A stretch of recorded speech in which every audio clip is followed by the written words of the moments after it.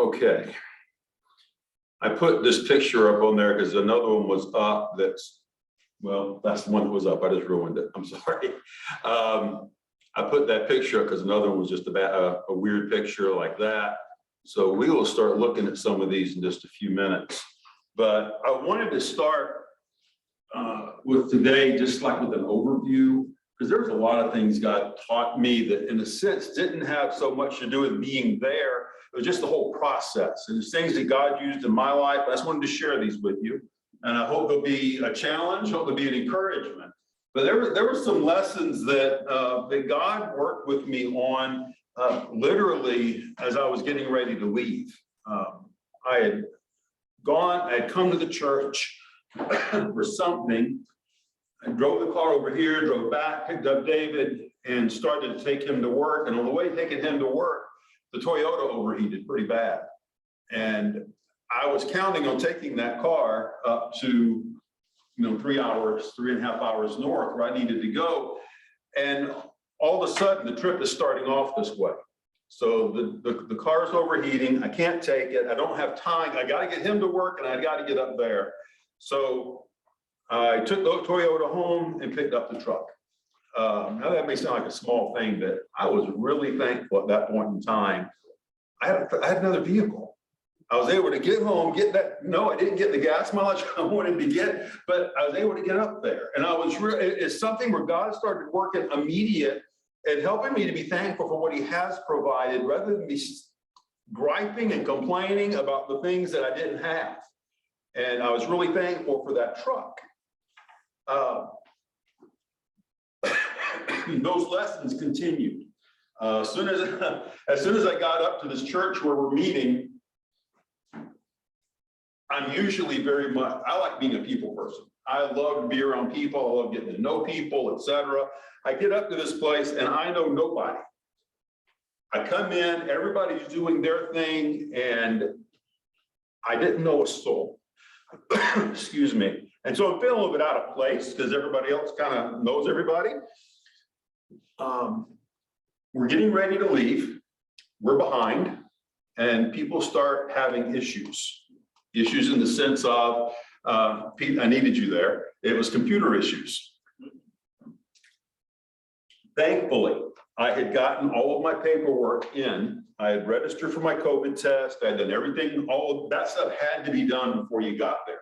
I had all of these tests scheduled on the Israel side, and a lot of the people there did not. They didn't know, some of them did not have a computer, some did not have an email. I mean, there were some older people there that were old school, they had nothing. And so somehow or another, I became the go-to person to help people with their computer issues. Can you believe this? So we got through it, and I had a choice to make. And here was the choice, because here's where my flesh would naturally go. Are you serious? You're supposed to have this done weeks ahead of time, and not weeks, days ahead of time. This is supposed to be finished. And these people they're frustrated. And I had a choice to make. What are we going to do? And these are the lessons God's teaching me during this. Are you going to be content, or are you going to act in the flesh? And God was working, preparing me for a lot of the stuff that was coming up. So we leave to go up there. I'm still feeling somewhat alone. And that was a difficult thing for me, but it changed with time. But we get in, and one of the reasons I was feeling alone, and this is a blessing, I registered late. Some of you, I know Pete knew this, but I had registered late. And because I registered late, part of the fee for going was $1,000 designated for airfare. Well, since I registered late, they said your fee is going to go to $1,400 for airfare. So what I did was I quick Google search, I found a plane leaving at roughly the same time, probably a better flight for $800. So we say $600, but I had to fly alone. So again, that's part of this feeling alone thing. So I checked into my flight. Again, I'm alone there, and Delta calls I don't like having my name called in an airport. That's not a good thing. Delta calls my name, come up here. So I went up, and they said, your flight has been canceled. Okay, my flight was Chicago, New York, 2-hour layover, Tel Aviv. They said, we're going to move you over to United, and it's going to be a direct flight that leaves in 2 hours. That sounded pretty good. So I went, and the one thing I pushed them with, everything's good there.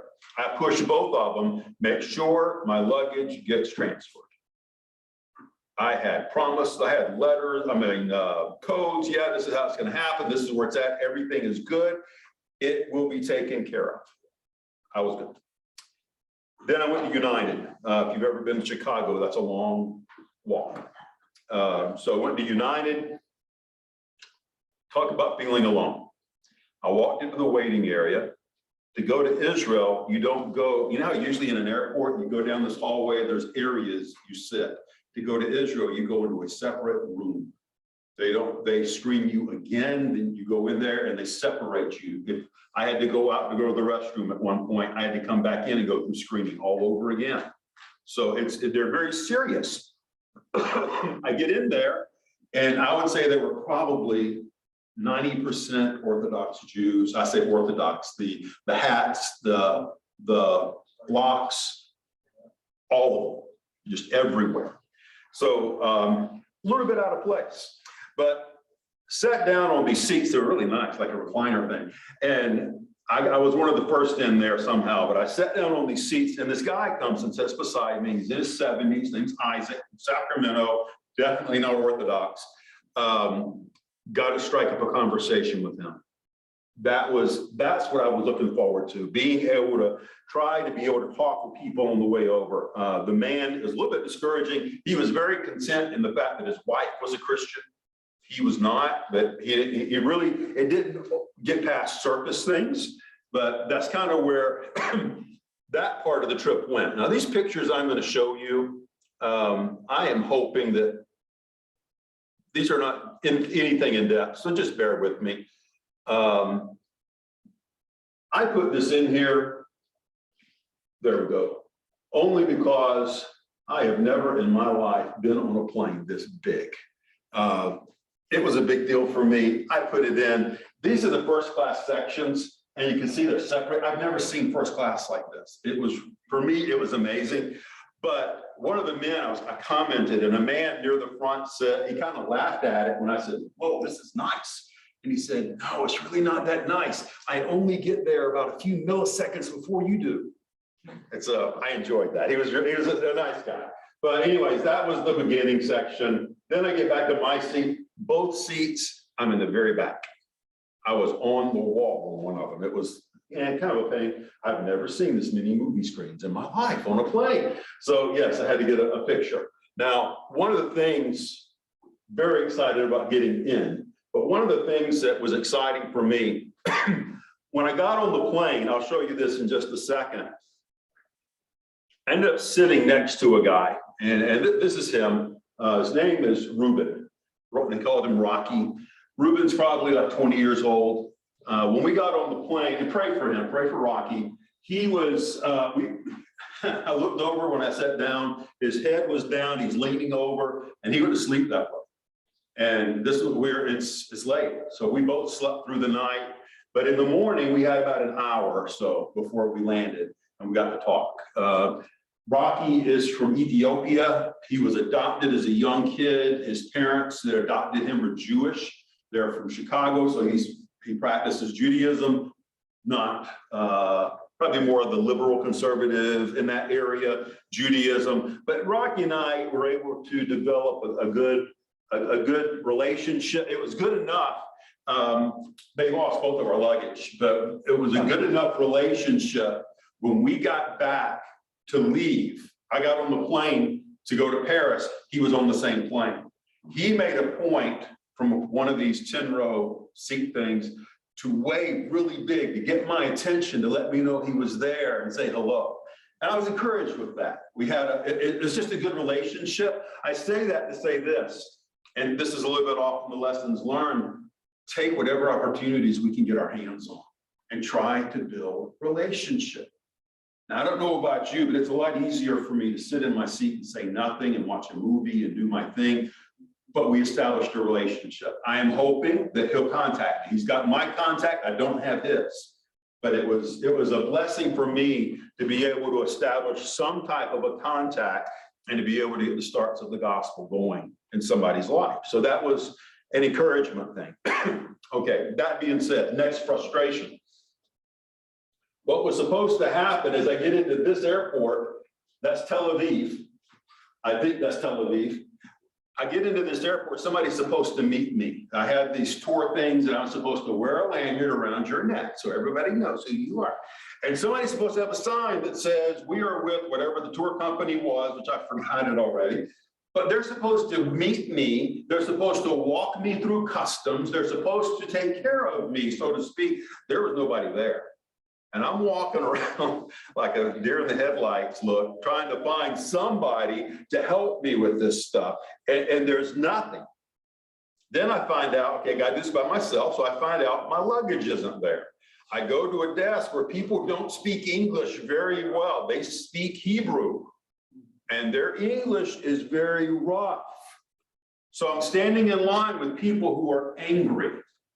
There are people that, okay, side story. This is what Jews are like. No offense intended, I'm not trying to be nasty.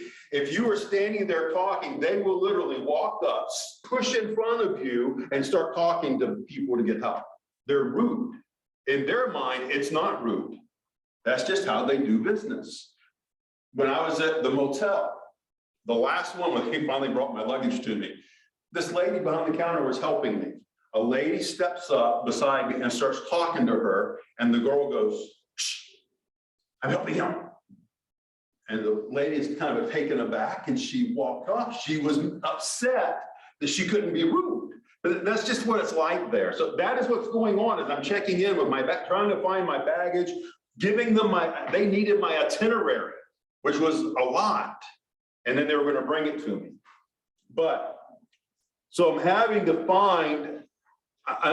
to work with this, with people that don't speak English, with people who are angry. And again, it's a frustration point.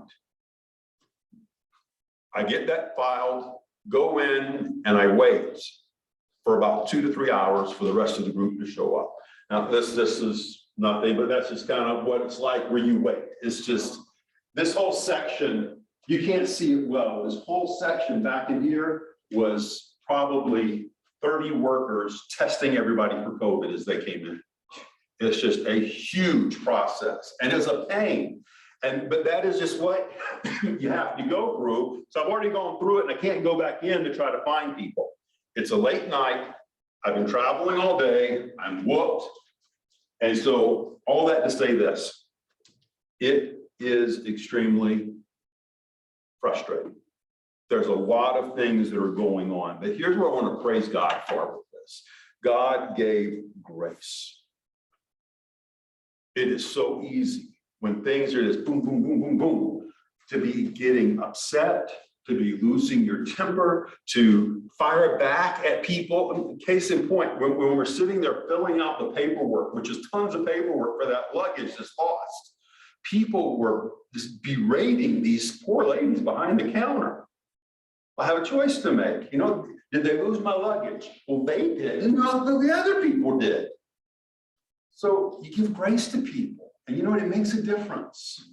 And I was just thankful that God was giving grace to me to help me have a right attitude. And the Holy Spirit just kept pushing my buttons, if you will, and reminding me of things that I could be thankful for.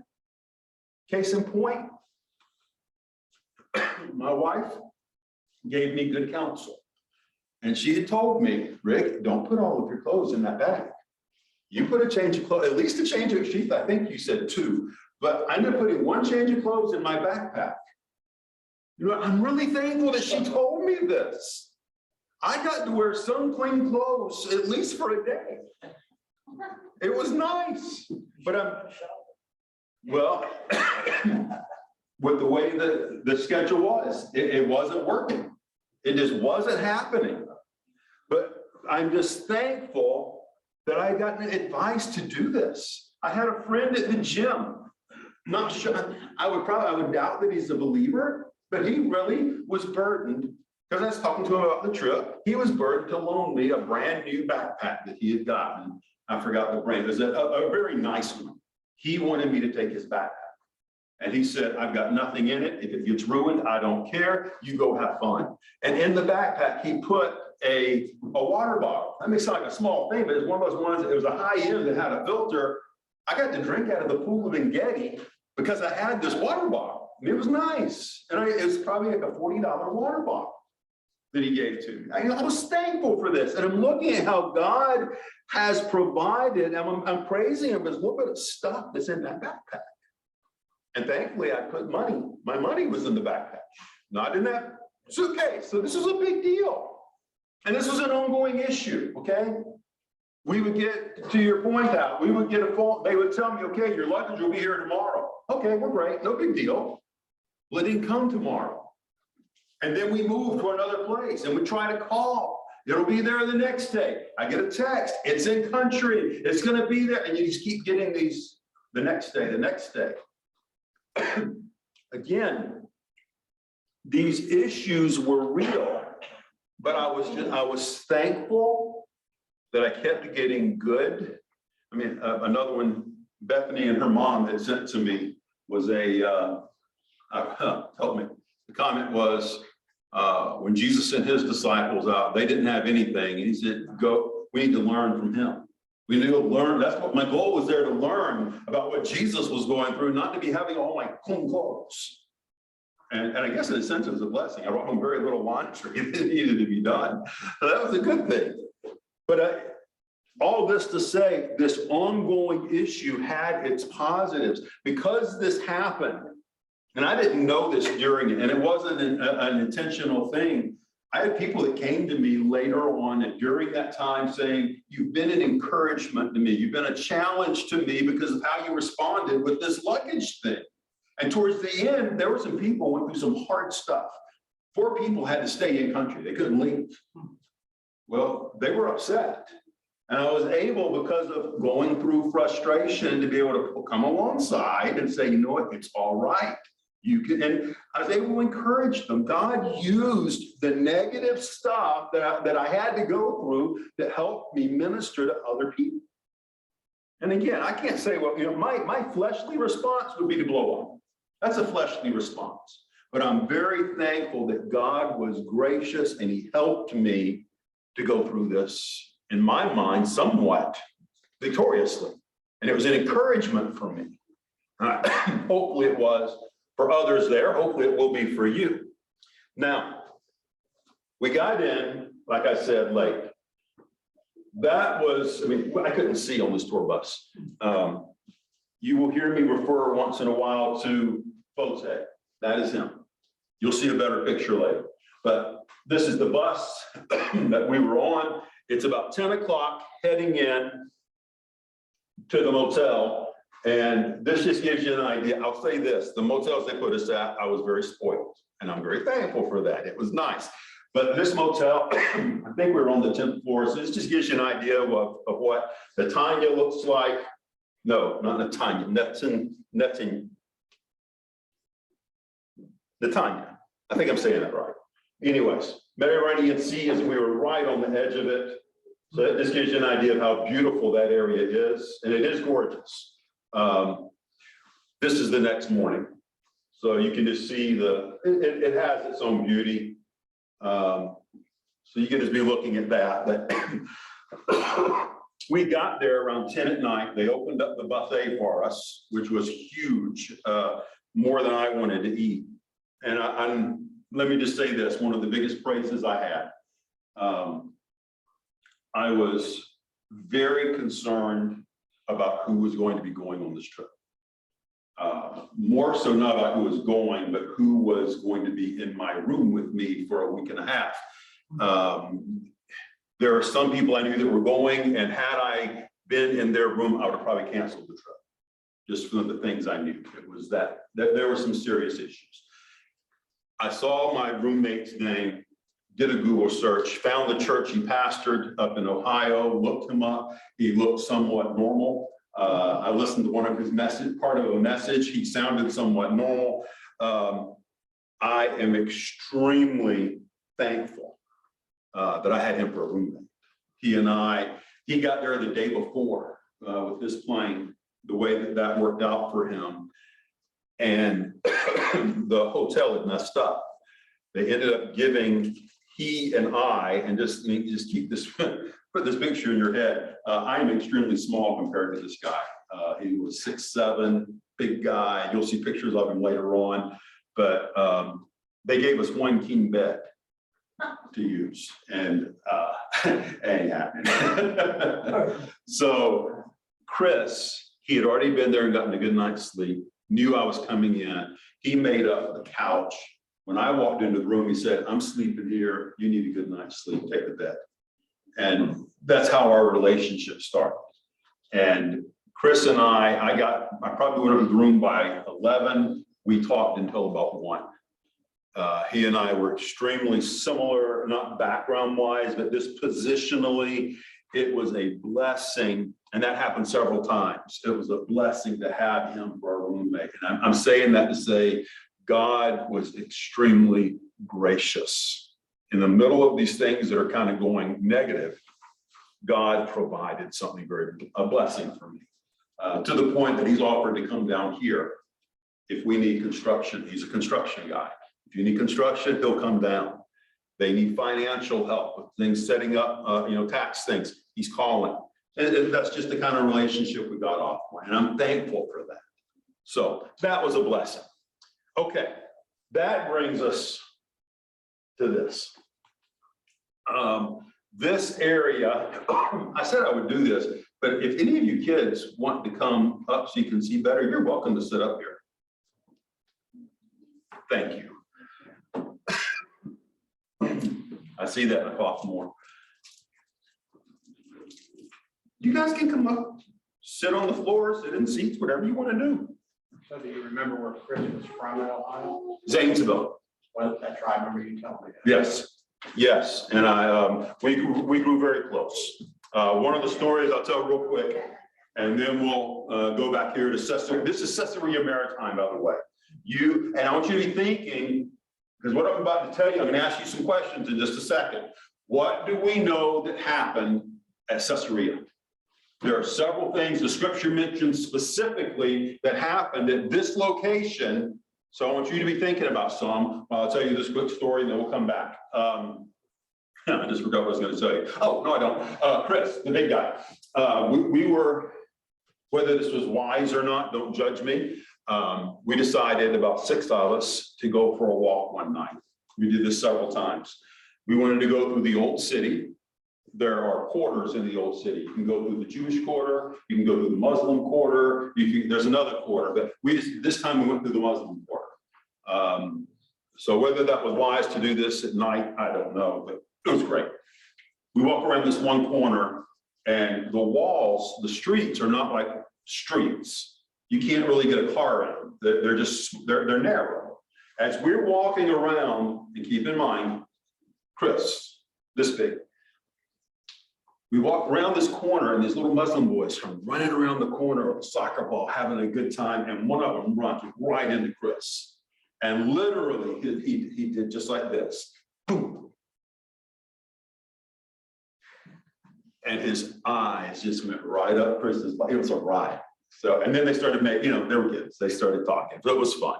But anyways, that's just kind of, I forgot why I was telling you that. Caesarea Maritime. This is the Caesarea that is on the coast. There's also Caesarea Philippi. We'll cover that one as well. What happened at Caesarea Maritime? Give me any details you can. Obviously, the book of Acts.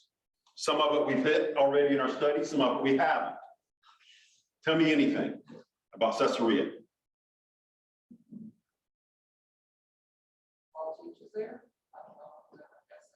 So where he says goodbye to the believers, where he goes to Rome. He would have, he said that in the passage we're looking at, he said goodbye at Miletus to the Ephesians. Then he came down to Jerusalem. So you're on the right track with that. He came down to Jerusalem. What was his reception when he got to Jerusalem? It was bad. They didn't like Paul, okay? Paul gets arrested. Paul starts to give his defense. The centurion comes up and he sends this letter to the governor and says, I rescued him knowing he was a Roman citizen, and tried to be the big boy. Where did he send him? Did he get put on trial? Yes, he got put, yeah, that's exactly right. He got sent here and was put on trial. Felix the governor. How long was Paul here then? So a long time because Festus thing comes in. Exactly. He was there for at least 2 years. He was in prison at this place. Okay, so there's one of the instances. What else happened here? Not Paul, somebody else earlier. Peter, and what happened here? Yes, yes. This is where Peter went. He said, go here and witness to the Gentiles. And that's where Peter went. This is the place that he went to. Who ended up making their home here? Here, somebody else. Paul came and he met someone. Acts 21:8. We'll come to it next. When we get into our next chapter, Philip the evangelist settled here. So this is Philip's house. Not bad, but home area. So that's the things that are happening here. Why does this matter? Do we need archaeology to say this city was a real thing? This is where people were in order for us to believe the Bible? No. But it sure is nice when archaeology backs up and says, look, here's where this place was. This was a real place. It was a real thing, and it happened. What we have here is the theater. Yes, I took a number of pictures here. This is going in. What is encouraged, what's neat with this is they would keep calling it the black line. And within these walls, there would be a line that was black. That's where they found the original stones, and then they would reconstruct on top of that and try to make it the way it was. So obviously, you're going to see things that were not original. They've been reconstructed. Oh, that's Chris. You can't see his size from there, but big boy. Oh, okay. Just so you have introductions. This is Steve. Steve was called the real Steve, or Steve 1. Tim was called Steve 2. And that was because the folks say Steve had nothing to do with Steve 1, Steve 2. And he's the one that played semi-pro soccer up in Chicago. But anyways, gives you an idea of who some people are. So this is going into the theater. That's the entranceway where you would go in, where people would have entered, not on the wood, obviously. They would have entered to get in. Forget that. Okay, I was interested in some of this, seeing the original walls. Think of this in the sense of Paul would have seen these walls. He would have probably touched these same exact walls, and nothing has changed on so much of it. That's inside the theater, not an amphitheater, just a theater. The amphitheater would be an enclosed circle. Now, this is where I had given the illustration this morning. What would often happen, they would have actors. This is the stage area. Obviously, that's a rebuilt. The actors would have been up here. There would have been usually around 8 or 9 of them. And then they would have the mask. They would have 20 different parts they had to play. So as they put the mask up to their face, you would know who they were. And they were called hypocrites. They were called the actors. And that is exactly what we're warned about. Don't be a hypocrite. Don't put on the mask. Be real. Be who you are. And the challenge with that is, have you ever heard somebody say this? I'm not being a hypocrite. We talked about that a minute ago. I'm not going to be a hypocrite. I'm just going to be who I really am. I'm going to let my sinful self show because I don't want to be a hypocrite. No, that's a wrong response. You need to change. You need to follow Jesus. And no, you don't want to be a hypocrite, but that doesn't mean just let your flesh go. Paul's whole point there, when he used that actor illustration, this was a place that it was happening. And that's why I brought this one up. Okay. I think that was just a people picture. Okay, this is a guy, folks. For those of you who didn't catch this, last week when we had our meal, I was talking with Amber. She had gone to Israel several years back, and she had him for her guide. So we had the same guy, and that was a neat thing. But here's what he's doing here. This is Tim, which ended up being Steve too, because Tim was a troublemaker in a good way. He just kept getting hats and putting hats. He had like 8 hats on. And here's what they were teaching us. They have gone down to certain levels, and we'll see pictures that show these levels multiple weeks down. But you dig down one and you get to another age. You dig down that one, you get to the next stage. They go down so far and they quit. Because right now, if they start digging down any further, they're going to destroy what they've already found. And there's more to be found. But the point he shows how many layers they're having to go through to get to what we see now. And it's a big deal to think of how much we actually see. Now, some of this is original stone that they were standing on. Okay. So again, just some of the pictures. Keep in mind, the Romans were awesome architects. They built this thing. I'm trying to get where I can show you. They built this, and the sea has changed some as far as how far in or out it is, but this whole thing was made right on the sea. And we're going to see more that was built on the sea. This whole thing was built, and they were master architects. They were good at it. So I got some from the top, just so you can see how many people this would hold. As I took this picture, one of the things I was thinking of was the riot in Ephesus. You read about so many, what was it, 20,000 people? Easy to be held in here. When they drug Paul's companions in, they would have put them down here. And all these people, this is where you, not at this place, this is the type of place you'd have been hearing, great is Diana of the Ephesians. It could have fit that many people with room to spare. It was really, it's just an amazing place that they've got. And it's just like today. If you go to a football game, where are the expensive seats? 50-yard line. 50-yard, there's your 50-yard line right here. All up through here, there were areas where the actors would come out and then go down. Up this area, up at the top, those are your cheap seats. That's where your, forgive me, that's where your vomitarium was. So if you want the cheap seats, you're going to get it where everybody's going to lose their meal and get more to eat. So this is a gross place, but that's what they did. That was their culture.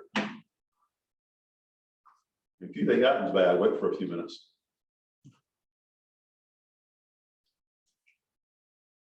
I tried to do a panoramic, but it came out kind of funny looking. Okay, we started moving down from the theater down towards the palace. That's the Mediterranean. Yes, that's the Mediterranean. These are original stones from the foundation of this place. These are what they would do. A lot of the carvings on here would tell them what the time period was, and instead of trying to recreate it, they just put them up so you could see them. And those are all over. They did this a lot. Rather than trying to rebuild, they would put them so you could see them. They would, now this I put up so you could just see, this is what it would have looked like. Here would be, oh, vomit, they even got it on there. Vomitarium, passageway into the theater. So this is what the theater would have looked like. One of the things that is really neat, Herod did this building. He built this city as a tribute to Caesar. One of the things they had trouble at first figuring out was the stones were not all native to that area. And they found out from other discoveries, he had brought stones in that were special from all over the empire. He had them shipped in to build this place. It was a huge expense because he wanted to butter up to Caesar. And that's how he would do it, is building a really nice place. So again, some of the original stone or columns that were up there, I really don't think those columns would have been there yet. This was one of the caskets that they found. This is what a tomb would have looked like. And they found, I believe this one was for a deacon at the time who was extremely wealthy and would have had this made for himself. I like this. Kids, what do you think that looks like? It looks like a planter, doesn't it? You're right. What else could you put in here? If you put that in a horse stable, there's a manger. That's what, most likely, what the baby Jesus would have been laid in when he was born. That's what it would look like. We see wooden ones, things that are made nice and pretty. It's not nice and pretty. It was a stone, really rough area that he went into. And that's very similar to what Jesus would probably have been laid in when he was born. This, what does that look like? A what? Yes, absolutely. It's a wheel. It's a wheel. And this would have been the wheel that would have laid flat. And it would have been a millstone. It would have ground up the grains. It's better, help me with the passage. You're better to have a millstone hung around your neck than to film one of these little ones. Yeah. This is the picture. So that's what it would have been like. That would have been one of the pieces. Now, that millstone was rough, and that's one of the negatives I have with the pictures. Oh no, you're not picking it up. That was probably about 4 foot diameter, but it was big, very big. One of the questions that kept getting asked, how could they have moved these stones? I've got a picture that's coming another day. I'm standing next to a stone with my hand against it, and literally the stone was probably here to the end of the door. And it's about this tall, and it would have been thick. How did they move that stone? And Fote's normal response was, the Romans were geniuses. What we do today, they did then. They're the ones who came up with the idea of a crane. They're the ones who would take wood, measure it perfect. They would cut a square into a big round, how do you say that? They'd make a wheel, cut a square in it, and that they would hoist the wood up with a crane, block and tackle with the pulleys. They would raise it up, put that wooden wheel on each end, and they would roll that stone wherever they wanted it to go. And we saw pictures of it. I mean, it was really ingenious, and they were good at it. The Romans were good at what they did. This, I know you can't see it well. You can't when you're there either. This whole area that you have up here was Pontius Pilate's or Felix's. I forgot which one now, I'm sorry. It was one of their homes. And this was the area where Paul would have been imprisoned. So this, I'm going to come up to it. I'm sorry, I'm having there. Okay, here's one of them. Let me try to zoom in on this. This is most likely a replica. They put the originals into a museum in Israel. I don't know what I just did. There we go. Let's try this again. There, now you can see it. Pontius Pilate was the Roman prefect who presided the trial of Jesus of Nazareth. The content of the inscription, which is this, just affirms that he was the head guy in Caesarea at that time period. This was a finding they found there that really helped solidify, because people were complaining about Pilate not being a historical figure. And then they found things about him. And so that was a good thing. These are some of the wells. You can see the intricacy that was in this. And then they started finding things where cult type practices had used these for wrong purposes, which is this. That was in the 4th century AD. Okay, this area is the indoor pool for this palace. This palace was really ornate. If you look there, can you see this section right here? You see the mosaic? That was Roman. It was a Roman mosaic. They dated it back to that time period. This is the palace that Pilate lived in. And so it's just a good indicator of the reality of what we saw. It was just behind this that they would have had a basement level, which has not been excavated. That area is where Paul, it was underneath the homes, and that's where Paul would have been in prison for the 2 years. This is the area where Paul was. This is the mosaic, the picture. If you can't read this, a refined palace with swimming pool once stood here, the sand only preserved its eastern wing, comprising a grand, probably a dining complex, a central hall flanked by 2 small rooms on each side, all richly decorated, provided with bathing and heating facilities. To the northeast, a staircase led up the upper story to the upper palace, and a bathhouse is found next to it. All of this was there. Now, granted, the top part is gone, but this section is still here. And it was good, even though it was not complete, you can tell what was there. This is what the swimming pool area would have looked like at this palace that the Romans had. Again, Chris got in my picture so you can see him. Okay. I've been accused before of something. This is our guy having a seat. Just pay attention. I've been accused at times of using, it's not a bad thing all the time, potty humor, just crude jokes that are funny, but anyways, the old rocks. But getting back to there. Now you have 2, 3 guys there. Does anybody recognize this? Does anyone know what this is? If you do, just raise your hand. Public bathroom. It is a public bathroom. And what they would do is, and he had him come sit beside him, and you had to have your leg on one of these stones, and your neighbor had his leg on that same stone. And you sat side by side, one leg sharing the stone with your neighbor's leg, and that's where they would sit. They would have water that would come through this trough and wash everything away. Welcome to advanced Rome. So, oh, by the way, this man is the one who helped us to go. So I was very grateful that he was able to be there as well. So that was a public latrine. This is the hippodrome.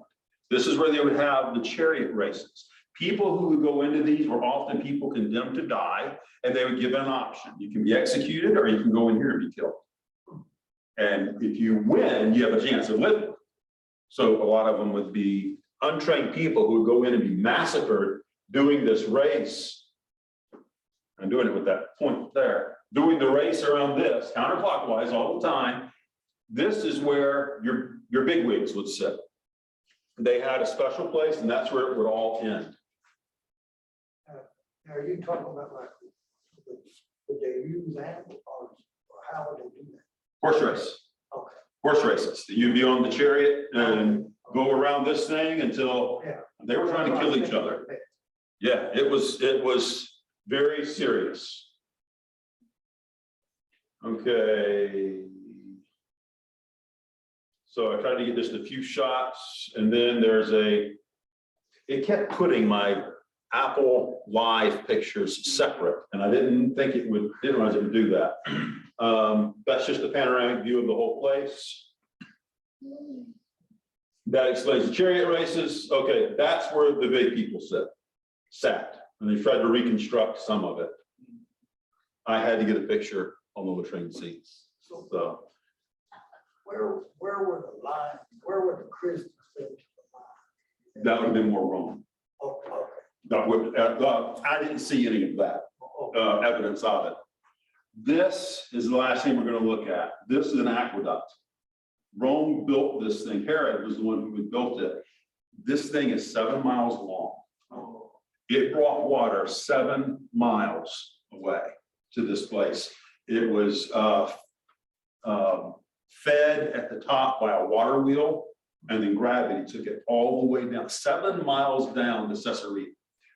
These guys were brilliant. They knew how to build. And so when you look at the temple that Herod built, don't be amazed that they were brilliant at building this stuff. And they did an awesome job. I was just impressed. They built it so good. These things are still standing. This thing carried water for 1,200 years. And then they went to something else. I don't know if it was a canal or what, but this was a 1,200-year used aqueduct. And that's right, that's in the same place as Caesarea Philippi.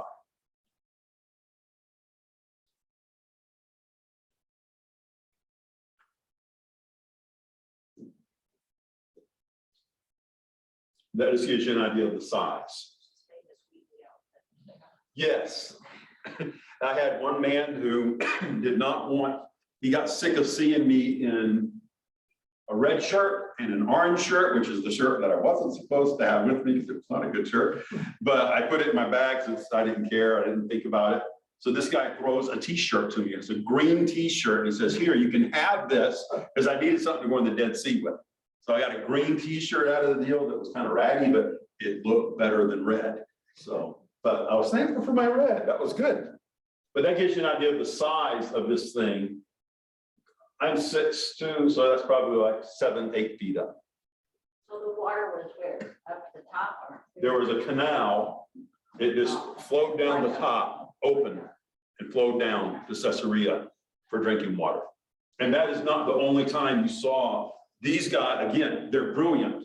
We went up to Masada, and they took a whole, the way the mountains are, they dammed up, they made a ridge with dirt so that when the flash floods came, which they didn't come often, they would hit that, go to aqueducts that went around Masada, go into, it would travel it, go into a big holding tank. And the common saying, when the Romans were trying to get the zealots down, the zealots were saying, they didn't say these words, we've got plenty of water up here. They had estimated 40,000 cubic meters of water in their cisterns that they were holding. They had all the water they needed. And every time a flash flood came, it gave them more. It doesn't come often, but when it comes heavy. And we walked right beside these channels where the water would flow in. It was amazing. And we'll see more of that as we get to Masada. So that's the aqueduct system. And we're just about at the end of this section. That's the end of this section. That's just out the Sea of Galilee. From there, cars are not original, boats not original. So that's it. Is that a boat? You got kind of that? Oh, that's a boat. That's a big freighter. And again, one of the things I want to leave us with as we look at this, these places that we're able to look at here, it just reinforces what Scripture says. We don't believe Scripture because we have proof. The proof just solidifies it. We believe Scripture because God is right. And all of these things that point to it being right is just evidence. You know, the Bible is accurate. And that's what we can take from this. The Bible is totally accurate and we can trust it. And these things were just good examples of that. So out there, like, You don't notice it because it's a dry heat, but it tore me up. It's like 108, 110. Yeah. So there was one point where when I was at the Dead Sea, I went out, I did my float thing, me and another guy walked down the sea a little bit, picked up I'll have to get that when we do it, but I've got a piece of the salt that's there, and came back, went into the motel, got into they planned that as a relaxed day, and sat in a, what do you call it, the jacuzzi type thing. And when I stood up to get out, I was dizzy. Not dizzy, but just wobbly. It drained me more than I understood. But that heat is awful. You have to drink a lot, and unfortunately my hat was in the luggage, so my nose is like leather, and it was rough, but it was good. It was good. I would do it again. It was. have a handkerchief you put on your head with break. I had nothing, and I kept thinking it was coming, so I didn't go buy anything. Yeah. So it's just, what do you do? And it was okay. It was okay. Any questions on this? I know we just saw one place. It wasn't a huge thing, but any questions? So Wait, the Sea of Galilee right there where Jesus walked to the disciples. we'll get to Sea of Galilee. This one is Mediterranean. Okay, and keep in mind, and I'll just as a spoiler alert thing, Sea of Galilee, they like to call it a sea. The Sea of Galilee is a lake. It's a little thing. There's not much to it. 13 miles long. That's it. I think the lake, or one of the Lake in New Hampshire is 15 miles long. It is not that big of a lake, but we'll see that as we get closer. Pete? So this is Caesarea, Maritime. like in the Samaria section, like in between Sea of Galilee, Dead Sea. If you go Sea of Galilee, which is up north, you come down here to Jerusalem, it would be here on the coast near Tyre. Yep, okay. That's the Caesarea. Caesarea Philippi is inland with no lake around it. Oh, okay. And that one's confusing because when you read it in scripture, Oh, yeah. it says they were at the coast. At the Sea of Philippi, at Caesarea Philippi, there's no coast there. Western Samaria, where it should. Yeah. So that when they say they were on the coast, the wording there is not coast. The word, we'll get to that one. But it helped to understand that a whole lot better. Caesarea Philippi was one of my favorite places there. South Wall was there was a number of places that were just special, and those are two of them. But we'll get to those definitely.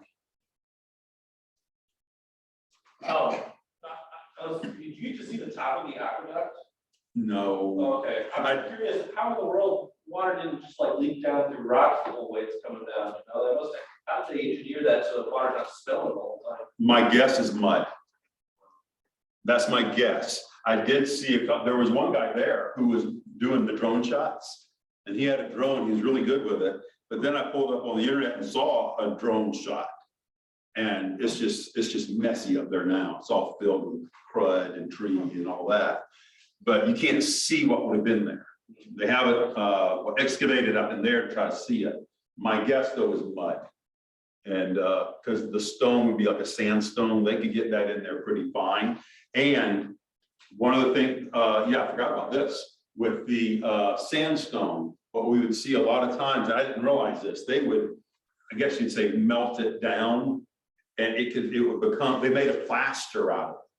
And there was original, at some of the places we went, you'll see pictures of that later, there was plaster over the walls that looked better than this. It was just straight plaster, and that would have definitely held water. So you have pictures of the Valley of Megiddo and all that? Yes, yes, and some of the things, for me, it was exciting. Some of the things you're gonna see, like the Valley of the Shadow of Death is an actual valley. We quote that verse and we say, yea, though I walk through the valley of the shadow of death, even if I feel like I'm going through death. That's not what it's talking about. It's talking about a literal valley of the shadow of death. And light never shines in it.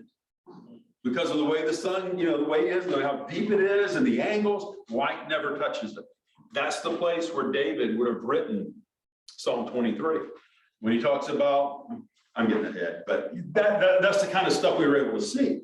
And it does help to bring scripture to life, because you can see, when he says this, that's not an allegory that he's using. It's not a metaphor or whatever. I don't know the right word for that, but it is a physical place. And even if I have to go through that nasty place, I'm going to be all right. And it was a real place. And we'll see pictures of that. Right now, there's a monastery built up on the side of it. Catholic Church has stuff everywhere over there. And that was in some ways a negative, some ways positive. But anyone else before we close for tonight? Hopefully this was a little bit better than a home video, because that was not the intention of this to be a home video. Did you have rain while we were there? No. None. When it rains, but it doesn't rain much. It is desert, very much desert. One thing you will see a video of later on is traffic in Bethlehem. What temperature at night would it drop to? Very comfortable. About I would say 70s. Yeah. We would go walking and one guy had a sweatshirt on while we were walking through the old town. So it gets a little bit nippy At night, I had short sleeves. It was fine, but just a little bit nippy, not bad. It's perfect. So that part I enjoyed. Will you have pictures of some of the Israeli soldiers on here? Yeah. You like one of the soldiers. We went through a checkpoint. And I passed this guy and I said something about, thanks for your work, bud, or something like that. And he mumbled something at me and I thought I understood it, but I turned and said, what did you say? And he said, well, I can't talk about it. So what did you say? I said, only if you're for Trump. And I said, are you serious? Everybody loved it. But we had pictures of us with him and he loved, people over there are very. He said, what is with you people? How would you vote for somebody that doesn't even know who he's shaking hands with? And this guy was from, he was an IDF, Israeli Defense Force, but he was from Queens. And he moved over there and joined Israeli Defense. But real nice, been a good time meeting them, and they're everywhere. Craig Hartman told me, you are safer. If anybody doesn't want to go over there because of danger, he said, you are safer in Israel than you are in Haifa. There's police everywhere. And in a sense, it's selfish motivated because I think tourism is the 4th or 5th largest moneymaker for the nation of Israel. They don't want to lose that. They love America. They just take American dollars. You don't have to get shekels. They just take your money. They want green money. So they love us and they're not going to mess with us and jeopardize their own well-being. But it was very real. How were the Palestinians? I mean, how were they doing? They were okay. A girl that I met at the motel, she was helping me get my luggage, one of the workers. She was from, her mom was American, her father was Palestinian. She had no issue. She wants to come to America. It was not a big issue for her, for that part. Right. When we went into Bethlehem, which is behind the Western Wall, a little bit different story.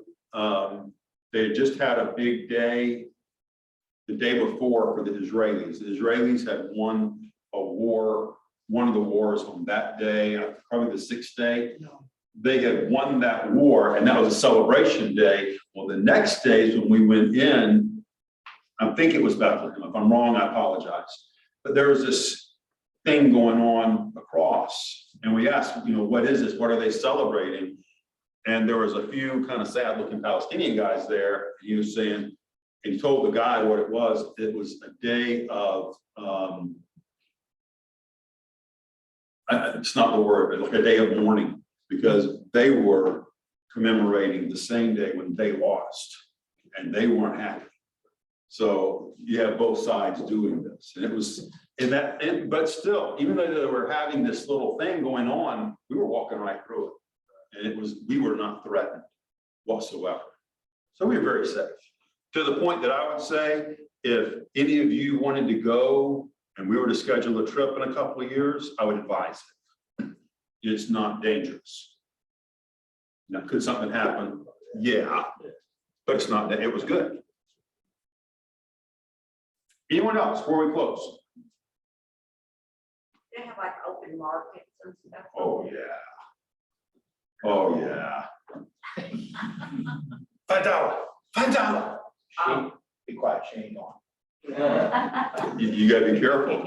I would go to this market, to this little booth, and they would want to sell me a t-shirt for $10. I go to this booth, 50 feet up the road, $15. I can get it for $10. I go to the next one. This is literally what happened. I went to one up and look at a t-shirt. This little guy comes running out, $20. I said, that's too much. $15 for you, $15. That's too much. Okay, $10. Everybody got down to $10. The one guy started. And I said, he's starting at 10. I'll go to him. They weren't pleased. That's why I got over in Hawaii too, though, they have all the open markets. So you look around, all of them say how much everybody prices. You'll see in the open market, they're selling meat. They're selling, just hanging there. They sold the meat, they sold everything in the open market. 108. Yeah, yeah. So everything they would sell, it was sad in some ways. I don't know how they stayed in business. But it was a sad place in that sense. But we'll see a lot more of that as we go. Okay, thank you for being attentive. Thank you for not yawning too much. I appreciate it. So we'll look at more of these as we go forward. So let's have a word of prayer and we'll dismiss. Father, thank you for your goodness. Thank you for loving us. God, I thank you for your goodness and this, Lord, caring for us. Help us to be faithful to you. Use us this week. I pray that you would help us to be desiring to be faithful to you. In Jesus' name, amen. You know, you talk about the aqueduct, what they built over there. When I was in Germany,